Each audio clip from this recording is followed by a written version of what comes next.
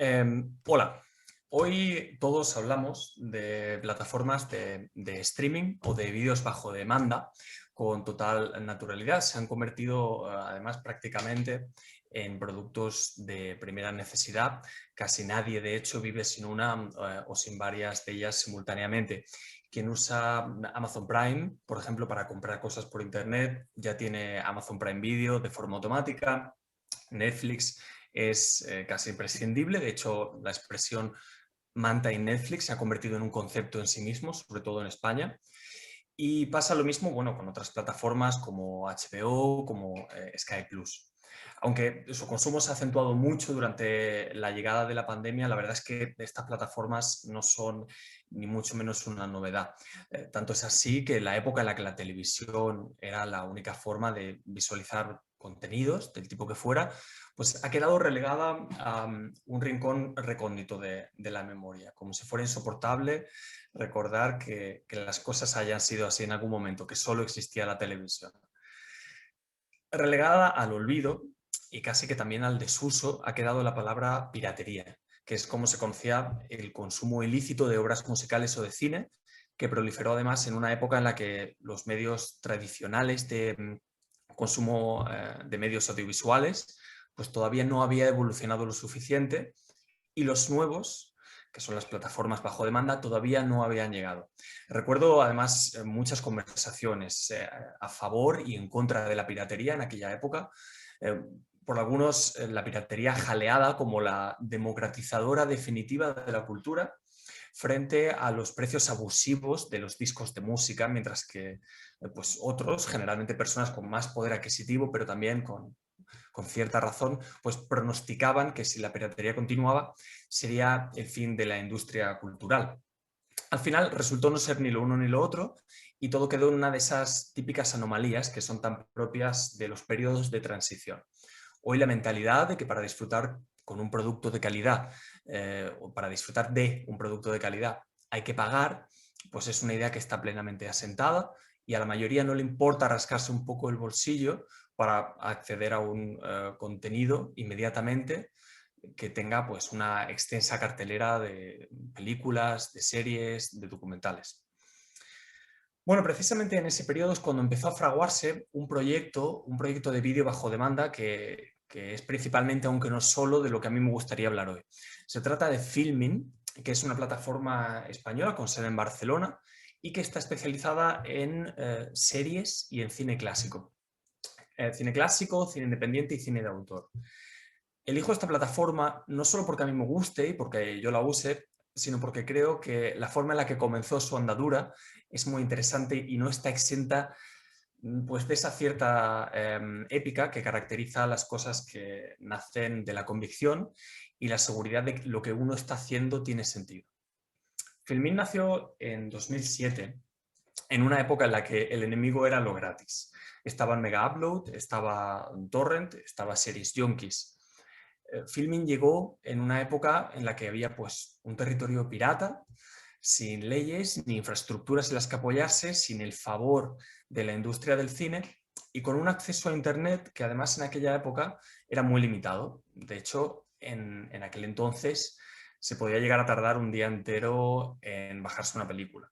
Sin embargo, sus creadores, José Antonio de Luna, Juan Carlos Tous y Jaume Ripoll, se liaron aún así la manta a la cabeza y pusieron en marcha un proyecto que hoy es la plataforma de cine independiente más importante de España y que es pionera en Europa. Comenzaron con un catálogo de apenas 300 títulos y hoy llega a los 15.000. Uno de sus directivos recuerda que los primeros años fueron dramáticos. No tenían local, apenas tenían sueldo y tampoco tenían ni idea de tecnología. Tampoco tenían claro si decantarse por el modelo de la descarga, por el modelo de la suscripción o la compra, aunque finalmente se decidieron por la suscripción. El primer año lo dedicaron a buscar financiación, algo que no resulta fácil porque todo lo que en aquel momento era Internet a la gente le sonaba a piratería y las productoras no se fiaban, pero de eso se trataba, ¿no?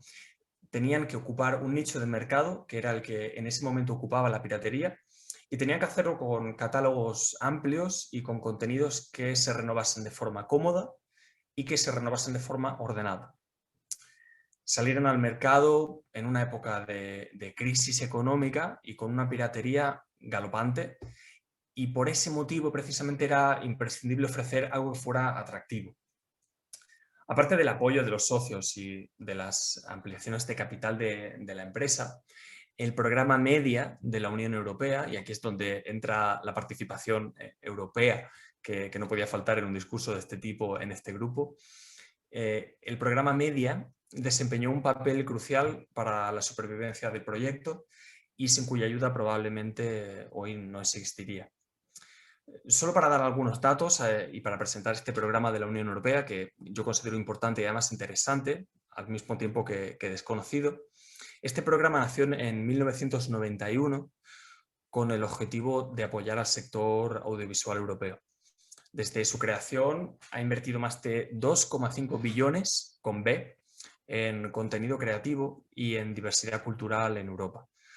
Cada año se calcula que apoya o ayuda a cerca de 2.000 proyectos europeos, como películas, series, videojuegos narrativos, programas de formación, festivales, mercados, salas de cine y mucho más. En España, concretamente, el programa Media ha ayudado a prosperar a 225 proyectos desde el año 2007, con más de 12 millones de euros de presupuesto. Pero volviendo a Filmin, el éxito para la empresa seguía haciéndose de rogar, seguía sin llegar de una manera rápida. Los años pasaban y se acumulaban las pérdidas. Los sueldos no subían, sino que bajaban. En 2014, de hecho, la empresa estuvo a punto de ser absorbida por una gran empresa porque no tenían dinero para pagar los salarios, y en 2017 Filmin todavía no daba ningún beneficio. Sin embargo, cada año había algún hito importante que convencía al equipo directivo de que no era el momento de tirar la toalla, no era el momento de rendirse. Por ejemplo, un hito era que el número de suscriptores año tras año no dejaba de crecer. Otros hitos fueron el cierre de Mega Upload, quizá algunos de los que están aquí escuchando lo recuerden, en el año 2012, lo que dejó en la calle a millones de personas que hasta entonces estaban acostumbrados a ver contenido gratuito, todo tipo de series a diario. Otro hito muy importante, aunque parezca curioso, fue el desembarco en España de Netflix en el año 2015. Y es que todos decían, todos pronosticaban que el gigante del streaming, Netflix, acabaría barriendo totalmente a Filmin. Pero lo que pasó fue que en realidad abrió la veda a que el público general se acostumbrara a la idea de que para pagar por una plataforma de alta calidad, sin virus, con contenidos exclusivos, en lugar de recurrir a la piratería, pues era razonable pagar un pequeño precio por un muy buen servicio. La llegada de Netflix ayudó a cambiar el chip y no perjudicó a Filmin, que siguió creciendo junto con otras plataformas de forma paralela. Otra característica distintiva de Filmin es su algoritmo. Y es que el algoritmo de Filmin no se basa solamente en los gustos previos del consumidor, sino que es un algoritmo de recomendación. La plataforma recomienda en base a cosas como estados de ánimo, y tiene también otro espacio donde aparecen películas basadas en las películas que ya se han visto. Y aunque a este se le da menos peso por considerar que existen mecanismos más prácticos que contribuyen a diversificar un poco la cultura de cine del espectador y hacer que no se limite a ver siempre el mismo tipo de película. Las colecciones también se distribuyen por películas agrupadas por temáticas. Por ejemplo, con motivo de las revueltas raciales en Estados Unidos, que estallaron por el asesinato de George Floyd, la plataforma creó una categoría relacionada con el racismo y con la lucha por los derechos sociales.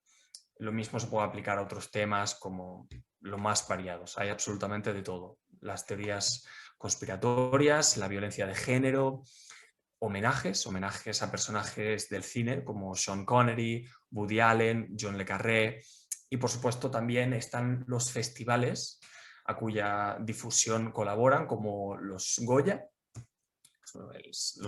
el festival de cine o la ceremonia de premios para el cine más grande de España, el Ibiza Cine Fest, la Berlinale, el Sundance Film Festival o el Festival de Sitges, algunos de ellos, muchos de ellos, conocidos internacionalmente.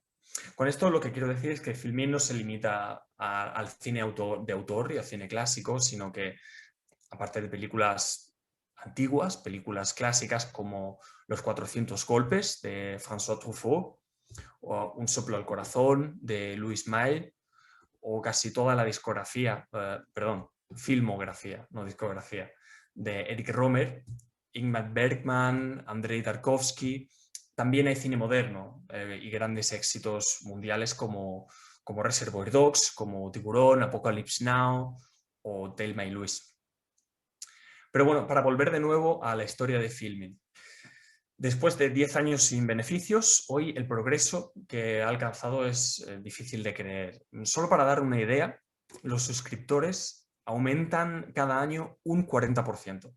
Los ingresos a día de hoy, mientras hablamos, llevan 131 meses al alza. El año pasado, por ejemplo, facturaron más de 6 millones de euros, que es 3 veces lo que facturaron, por ejemplo, en 2016. Y obtuvieron unas ganancias de casi 800.000 euros.